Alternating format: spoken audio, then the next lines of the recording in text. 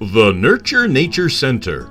Together, we can nurture nature, nurture knowledge, and nurture community.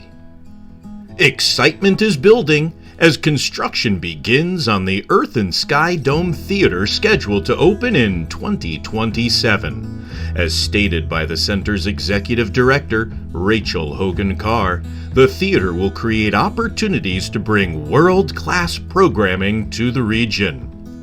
Combining a digital planetarium and an immersive theater for environmental and other programs, it will operate using the latest technology. As we endeavor to create the best experience possible, experts in the field have been consulted in its design and construction. Recently, our science educators Jeff Mucklin and Henry Skirpst journeyed to Arizona to gather invaluable insight from established centers. Benefiting from the knowledge and wisdom of others, we asked many questions and observed the best features of other facilities.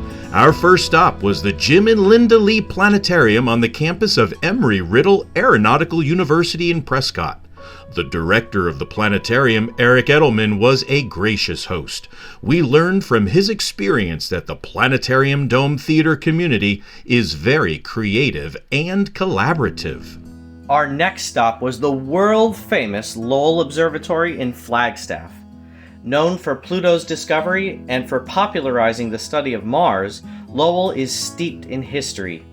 Seeing the Blink comparator operated by Clyde Tombaugh and looking through the Clark Refractor telescope used by Percival Lowell himself reminded us that we were standing on the shoulders of giants.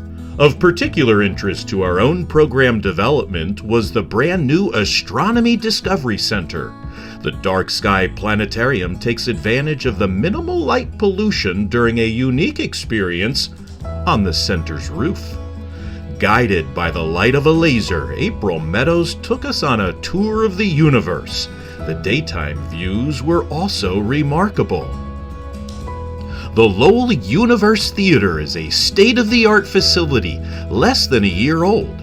We were treated to a behind-the-scenes peek into its operation by director Lisa Chen. The 180-seat theater has a 160-degree curved LED screen capable of 16K resolution.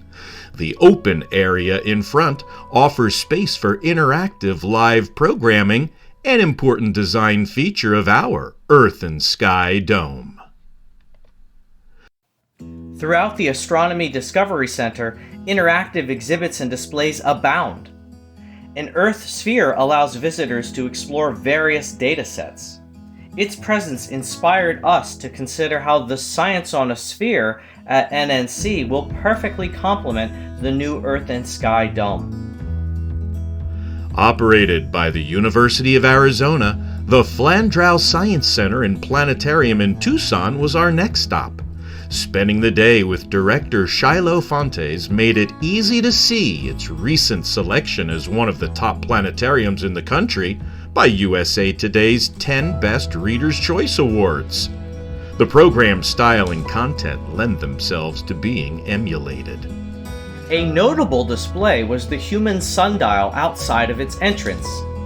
Since our Earth and Sky Dome will host a sundial on its south-facing exterior, we took note of the signage explaining the proper way to read the time and correctly adjust for seasonal variations. This added to the many lessons we took home with us to Easton, Pennsylvania. Our Southwest trip was complete only after exploring the desert. Record high temperatures did not dissuade us from investigating the characteristic fauna and flora. Despite the heat, at least it was a dry heat, unlike the humidity awaiting us back home. We returned with renewed vigor, confident of the Earth and Sky Dome's future impact. All who will come will leave with a greater awareness, understanding, and appreciation for our place in the universe.